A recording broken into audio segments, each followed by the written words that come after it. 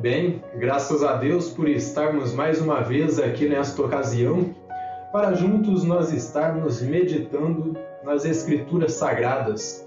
Para mim é uma satisfação imensa estar aqui nestes momentos para estar expondo as Escrituras Sagradas aqui para vocês presentes. Eu peço que o Deus Eterno lhes abençoe grandemente a todos aqui que compareceram para vir e ouvir a Palavra de Deus. Para mim também é uma satisfação imensa estar falando com aqueles que vão nos ouvir através do YouTube. Eu peço que quem ainda não se inscreveu, se inscreva no nosso canal, clique aí no sininho das notificações, para que assim você fique por dentro de todos os sermões e vídeos que aqui publicamos nessa plataforma digital, e que Deus possa abençoar a sua vida também. Comentem, deixem o seu like, o seu dislike também. Você tem toda a liberdade de estar aqui comentando e curtindo ou não curtindo também. E que Deus possa te abençoar grandemente. Vocês aí que já acompanham o nosso canal, compartilhem aí em seus grupos de WhatsApp, no Instagram. E também aqueles que participam do Telegram podem estar compartilhando lá também, para que essa mensagem possa chegar ao maior número de pessoas e possa abençoar a todos também. Então que Deus nos abençoe grandemente e que possa abrir o nosso entendimento e produzir um aprendizado primordial na vida de todos, tanto na minha vida quanto na vida de todos vocês que me ouvem e daqueles que vão me ouvir, no nome do Senhor Jesus Cristo. Bem, sem mais delongas, quem estiver com a sua Bíblia, por gentileza, abra comigo aí na primeira carta de João, no capítulo 3, dos versículos 16 até o 20. E nos diz da seguinte maneira, primeira carta de João, no capítulo 3, de versículo 16 até o versículo 20. E diz assim, nisto conhecemos o amor, que Cristo deu a sua vida por nós, e devemos dar a nossa vida pelos irmãos. Ora, aquele que possuir recursos deste mundo, e vir a seu irmão padecer necessidade, e fechar-lhe o seu coração, como pode permanecer nele o amor de Deus? Filhinhos, não amemos de palavra, nem de língua, mas de fato e de verdade. E nisto conheceremos que somos da verdade, bem como perante ele tranquilizaremos o nosso coração. Pois se o nosso coração nos acusar, certamente Deus é maior do que o nosso coração e conhece todas as coisas. Amém? Até aqui a leitura da Palavra de Deus. Então nós seguimos aqui expondo a primeira carta de João. Então o nosso autor aqui, o nosso amado apóstolo, nessa sessão de sua carta, ele faz uma transição. Agora ele muda o seu argumento e depois dele ter tratado na exposição anterior da questão do ódio, agora ele passa a tratar um outro assunto aqui, que é a questão do amor, mais amplamente dito. Então ele faz uma mudança de argumento, depois dele ter tratado aí da questão do ódio, onde ele revelou que a maior expressão aí do ódio encontrado na história da humanidade foi um homem, que nós o conhecemos aí através do relato bíblico com o nome de Caim, esse que foi o primeiro assassino de nossa história, ou seja, da história da humanidade. Só que agora João ele passa a falar de um outro lado da história aí. Se por um lado Caim foi a maior expressão do ódio que nós encontramos aí na Escritura, por outro lado, o Senhor e Salvador Jesus Cristo, ele é a maior expressão do amor de Deus, do amor do Eterno, revelado nas Escrituras. Então eu vou repetir mais uma vez o raciocínio aqui para que vocês entendam. Então, se por um lado aí a maior expressão do ódio que nós encontramos nas Escrituras Sagradas foi esse homem aí chamado Caim, que nós conhecemos aí através do relato bíblico como o primeiro assassino de nossa história, da história da humanidade, por outro lado, a maior expressão do amor do Eterno encontrado aí, revelado nas Escrituras, se chama o Senhor e Salvador Jesus Cristo. Então, esse amor que não é um mero sentimento, mas foi uma atitude, onde Cristo ele se entregou por nós. E nesse sentido, João está nos exortando aí a amar como Cristo nos amou. Então, deste modo, se Caim odiou o seu irmão e tirou a vida dele, João está dizendo, você não deve odiar o seu irmão, matar ele por tabela, como ele dizia na sessão anterior de sua carta, mas você deve amar, assim como Cristo, aquele que você diz que é o seu Senhor, assim como ele te amou, você deve amar o seu próximo. E como foi esse amor aí? Esse amor que eu disse que não é um mero sentimento, mas é esse ato de entrega aí do Senhor. Amor que deixa seus interesses de lado e olha para a causa do seu semelhante. Então Jesus ele poderia ter feito o que ele quisesse com a vida dele, mas em submissão ao Pai e amor por seus eleitos, ele foi e se entregou. Abra comigo aí em João, no capítulo 15, versículos 12 e 13. Então, em João, no capítulo 15, versículos 12 e 13, nós vamos encontrar o Senhor Jesus falando a respeito do seu amor. Vejam bem o que ele diz aqui. João, capítulo 15, versículos 12 e 13. Ele diz assim, o meu mandamento é este, que vos ameis uns aos outros, assim como eu vos amei. Ninguém tem maior amor do que este, de dar a alguém a própria vida em favor dos seus amigos. Então ele deu a sua vida em favor do seu semelhante, em favor dos seus amigos. Então João está exortando os crentes ali na Ásia Menor, e também nós em nosso tempo, a amarmos o nosso próximo como a nós mesmos, assim como Cristo nos amou, ali na cruz do Calvário. O Isber, ao comentar aqui essa sessão da primeira carta de João, ele vai dizer o seguinte, a prova do amor cristão não é apenas deixar de fazer o mal aos outros. O amor cristão é ao mesmo tempo negativo e positivo. Mas em que sentido o amor de Deus ele seria negativo e positivo? Negativo no sentido de que você nega essa natureza aí caída e corrompida pelo pecado. E positiva, pois você passa a amar o seu próximo quando você nega a sua natureza. Então, em suma, é negar a sua natureza caída e corrompida pelo pecado, que sempre te leva ao lado contrário. E depois disso, você vai fazer o quê? Você vai entender, você vai aprender e aplicar esse amor em sua vida. E isso só é capaz através da unção do Espírito Santo. Então, deste modo, você deve aprender, entender, aplicar esse amor aí em sua vida, e através da unção do Espírito Santo, você vai ser capaz de viver esse amor todos os dias. E eu trago isso para mim mesmo. Então, todas as vezes que nós nos depararmos com uma situação negativa em nossas vidas, onde essa natureza corrompida pelo pecado tenta nos levar a cometer algo que nós não devemos cometer e nós negamos a fazer isto, nós estamos aí deixando que o amor de Deus flua em nossas vidas. E a partir do momento que esse amor de Deus flui em nossas vidas, nós entendemos, aprendemos e aplicamos esse amor em nossas vidas. E desta forma seremos capazes de viver esse amor todos os dias de nossas vidas.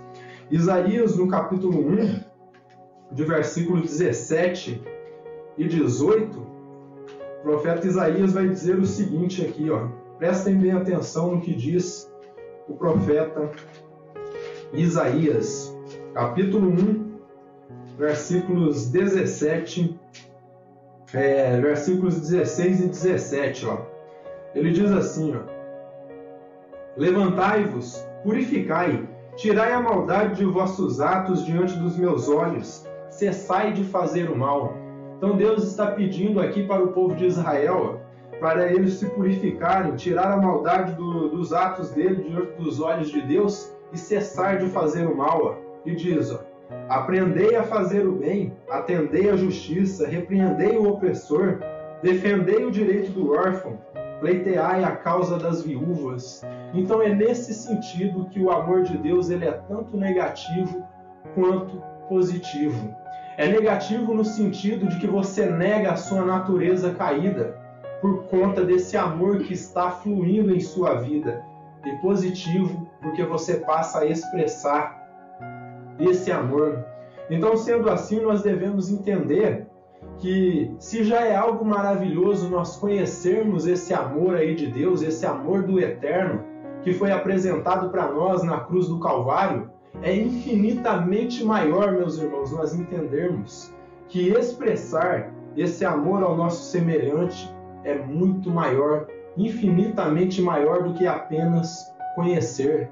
Porque quando você conhece algo, você fica ali feito numa mosca em volta de uma vela, só orbitando ali.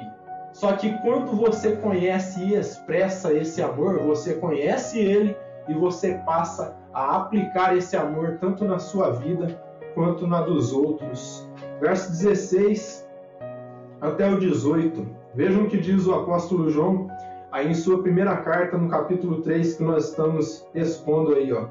Nisto conhecemos o amor, que Cristo deu a sua vida por nós, e devemos dar a nossa vida pelos irmãos. Ora, aquele que possuir recursos deste mundo, e vir a seu irmão padecer necessidade, e fechar-lhe o seu coração, como pode permanecer nele o amor de Deus? Filhinhos, não amemos de palavra, nem de língua, mas de fato e de verdade. Então ele segue aqui com seu argumento, dizendo o seguinte, que o verdadeiro cristão é aquele que ama como Cristo. E aqui ele já está traçando novamente um paralelo aí entre o verdadeiro cristão e aqueles malditos gnósticos que estavam ali infiltrados naquelas igrejas e causando ali uma certa confusão entre eles. Então, ele esclarece mais uma vez que os gnósticos não eram verdadeiros cristãos, pois quem possui recursos e se nega a ajudar a alguém que está necessitado aí, esse indivíduo, de modo algum ele conhece a verdade, pois ele fecha o seu coração para o próximo, ele fecha o seu coração para ajudar o seu próximo. E desta forma nós vemos aí que o ato de pensar só em si mesmo era uma característica principal aí dos gnósticos e libertinos. Só que uma coisa que eu devo ressaltar aqui, essa característica de pensar só no seu umbigo, de olhar só para o seu ego, não é uma característica que nós encontramos aí, meus irmãos, só naqueles velhos mestres gnósticos lá da antiguidade. Vocês vão encontrar em falsos pastores e em falsos irmãos. Aquele tipo de gente que muitas vezes fala que te ama, só que no momento quando você precisa ele desaparece, ele não está ali quando você necessita. Então, essa era uma principal das características dos gnósticos ali, dos libertinos. O ato ali de se preocupar só com eles mesmos e com o seu ego. Então João alerta que esse amor aí não devia ser um amor aí demagógico, um amor interesseiro, aí de belos discursos, mas um amor aí de atos, de verdade e de obras, de modo que o nosso autor aqui, João, ele insiste o seguinte, que quem conhece e foi gerado nesse amor genuíno de Deus aí, ele vai expressar esse amor, ele vai refletir esse amor. Então analise as pessoas que estão à sua volta. A pessoa diz que é um cristão, mas na hora que você precisa dele, ele desaparece. Desta forma você vai enquadrar essa pessoa como um falso cristão, não como um verdadeiro cristão, mas alguém que aí se transfigura em crente. Só que a hora que ele precisa demonstrar, como Tiago dizia, através das obras, que a sua fé é verdadeira e que ela existe, ele desaparece, ele não tem obras, porque não existe fé. Porque se existisse fé, a fé cooperaria aí com as obras. Então, e do mesmo modo que Cristo se doou por nós, ao ver a necessidade que nós tínhamos aí de redenção, nós, do mesmo modo, ao vermos o nosso irmão em necessidade, nós prontamente iremos ajudá-lo, se é que o amor cristão, o amor de Cristo, está em nós. O C.S. Lewis, ao falar a respeito deste dom do amor, ele vai dizer o seguinte. Então, o C.S. Lewis, ao comentar sobre esse dom do amor, ele diz assim, amar toda a gente, em geral aí, amar todo mundo, pode ser uma desculpa para não amar a ninguém em particular. E contra que tipo de gente que C.S. Lewis está aí confrontando? E isso ele fala contra aquele tipo de pessoa que, quando te encontra aí pelas ruas ou em cultos como estes aqui, te dá um tapinha nas costas e te diz assim, eu te amo, meu irmão. Só que, como eu disse, a hora que você precisa dele, todo esse amor desaparece. E ele mesmo desaparece ou ela desaparece e não tem nada para te oferecer quando você precisa. Então é esse tipo de gente aí demagógica que te dá um tapinha nas costas e te diz, eu te amo, meu irmão. Como aquele velho corinho que cantávamos antigamente, que dizia, eu te amo, meu irmão, só que quando acabava o culto sumia todo esse amor. Mas quando você precisa dele, desaparece. Em suma, meus amados irmãos e amigos, devemos amar como Cristo nos amou. E Cristo ele não ficou só nas palavras ali, de que ele daria a sua vida pelos seus amigos, ele foi e entregou a vida por seus amigos. Ele não ficou só ali com um discursinho bonito e barato, não, ele foi e cumpriu aquilo que ele estava falando. Nos versos 19 e 20, João vai dizer o seguinte aqui, e nisto conheceremos que somos da verdade. Nisto que? Na prática do amor, na demonstração do amor. Não como Caim, como eu dizia ao início, que demonstrou o ódio. Então, ele diz assim, e nisto conheceremos que somos da verdade, bem como perante ele tranquilizaremos o nosso coração. Pois se o nosso coração nos acusar, certamente Deus é maior do que o nosso coração e conhece todas as coisas. Então, agora João ele passa a falar de um grande fruto que é produzido por este amor, ou que esse amor é capaz de produzir aí nos eleitos de Deus. E que fruto é esse que ele destaca aí? Qual é esse fruto que ele destaca aí? É a confiança que nós temos.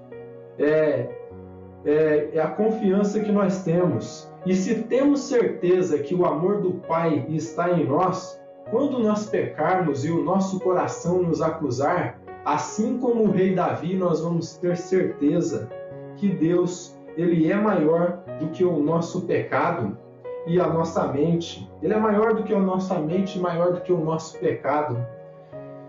Esse entendimento, meus irmãos, ele é tão poderoso e tão eficaz que quando nós estivermos aí em momentos de crise, tanto espirituais quanto crises psicológicas, crises da vida, esse entendimento de que o amor de Deus é muito maior do que o nosso pecado, muito maior do que as nossas crises psicológicas aqui neste mundo, esse amor será a única coisa que será capaz de nos tranquilizar aí em momentos de crise.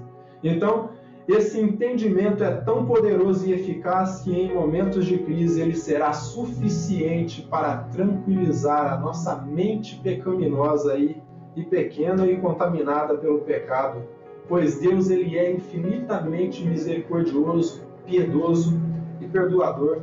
E desta forma nós teremos confiança aí que se confessarmos a nossa culpa, ele irá nos perdoar. Veja o que diz o rei Davi aqui, Salmo de número 32, de versículos 1 até o 5. E isso ele escreve logo após aquele fato lá dele ter tomado Betseba ali como sua mulher enquanto seu esposo estava na guerra. E eu digo ele toma como mulher porque ali ele foi e consumou o ato sexual e assim adulterou diante de Deus, mas não foi um simples ato ali, meus irmãos. Ali, Davi ele cometeu um abuso de autoridade, porque ele sendo rei, ele devia estar na guerra, ele devia estar cuidando dos negócios do reino, mas em vez disso ele estava ali em seu palácio, no conforto, e ali estava dando brecha para que todo tipo de coisa errada pudesse acontecer. E ele foi e pecou, e quando ele pecou, depois ele entendeu e escreveu essas palavras aqui no Salmo 32, ó. Bem-aventurado aquele cuja iniquidade é perdoada, cujo pecado é coberto. Bem-aventurado o homem a quem o Senhor não atribui iniquidade e em cujo espírito não há dolo. Então ele está dizendo aqui que todo aquele que se purifica da sua iniquidade será bem-aventurado, cujo pecado é coberto. Bem-aventurado o homem a quem o Senhor não atribui iniquidade e em cujo espírito não há dolo. Só que na sequência ele diz, ó, enquanto calei os meus pecados, enquanto eu não confessei, ó, envelheceram os meus ossos pelos meus constantes gemidos todo o dia, porque a tua mão pesava dia e noite sobre mim, e o meu vigor se tornou em sequidão de estio. Confessei-te o meu pecado e a minha iniquidade não mais ocultei. Disse, confessarei ao Senhor as minhas transgressões, e tu perdoaste a iniquidade do meu pecado. Então, desta forma seremos nós, à medida que nós tivermos certeza que esse amor do Pai está em nós, quando a nossa mente, o nosso coração nos acusar de algum pecado que nós cometermos, nós teremos confiança de que se nós confessarmos os nossos pecados, Deus ele será misericordioso para perdoar os nossos pecados. Ele é justo e perdoador. Então, desta forma, eu posso terminar aqui com apenas 2 lições que nós aprendemos neste texto aqui, escrito pelo punho do apóstolo João. Então, João, este grande teólogo bíblico, ele nos ensina que este grande ato de amor aí, operado pelo Senhor e Salvador Jesus Cristo na cruz do Calvário, não é algo apenas para ser aí admirado como uma revelação aí extraordinária que nos faz perplexos e sem ação. Não, esse é o maior amor que foi manifestado aqui na face de toda a terra. Não é algo apenas para ficarmos orbitando admirados aí. Então, o que eu quero dizer com isso? Então, João ele está ensinando aqui que este grande ato de amor aí, operado pelo Senhor Jesus Cristo na cruz do Calvário, não é uma revelação para nós ficarmos ali olhando para ela, admirados, perplexos, inertes, parados, sem ação. Esse é o maior amor que foi manifestado aqui no planeta Terra. E desta forma, não é algo para nós ficarmos ali orbitando, como eu disse anteriormente, como uma mosca que fica em torno da lâmpada. Não, é algo para nós aí estarmos seguindo e vivendo. Então não é algo para ficarmos orbitando admirados à sua volta. A morte de Cristo é um exemplo aí a ser seguido, vivido e imitado. Só que alguém pode dizer, será que eu tenho que morrer literalmente aí pelos meus irmãos? Não é isso. Prestem bem atenção no que eu estou dizendo aqui. Então, é um exemplo a ser seguido, imitado, vivido, no sentido de que se ele deu a vida aí, ele se doou por nós, nós devemos também nos doarmos, dar a nossa vida pelo nosso próximo. Você não precisa fazer um grande ato extraordinário aí como Cristo fez, esse ato heróico de morrer por nós, morrer pelos seus eleitos. Não, mas apenas com aquilo que o Senhor te deu aqui nesta terra, você usar para abençoar os seus irmãos. Não apenas com dinheiro, com alimentos ou com algum tipo de agasalho quando está frio, mas também em gestos de amor, aí em momentos de crise. Então você oferece o seu ombro amigo aí para os seus irmãos. Desta forma, da mesma maneira que Jesus ele morreu por nós, ele entregou a vida por amor dos seus amigos, nós devemos aí entregar a nossa vida para servir os nossos irmãos. É isso que João está ensinando.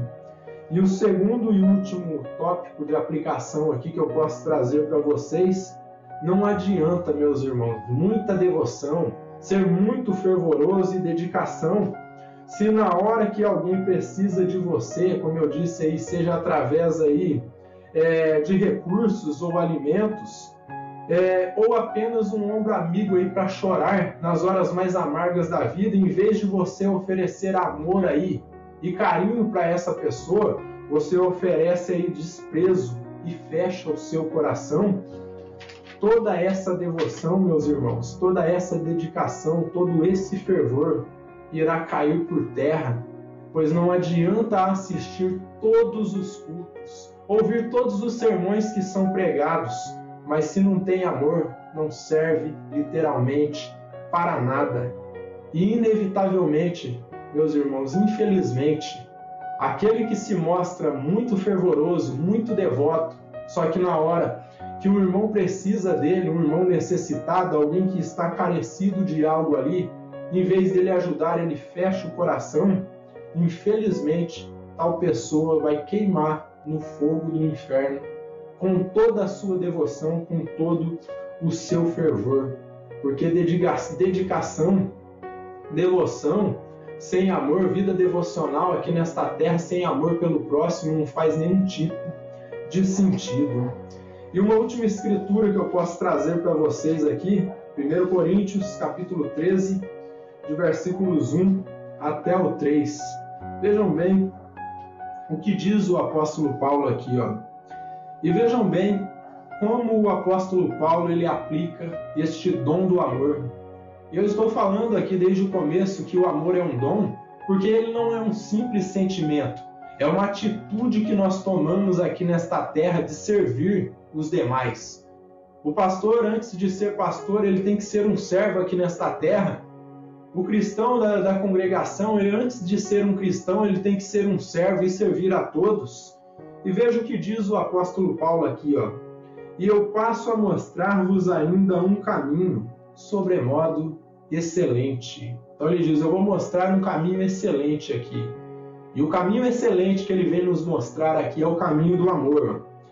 Ainda que eu falasse as línguas dos homens e dos anjos, então ele está dizendo, ainda que eu falasse todos os idiomas aqui desta terra, ainda que eu conhecesse a língua dos anjos aí, se não tiver amor, serei como o bronze que soa, ou como o símbolo que retine.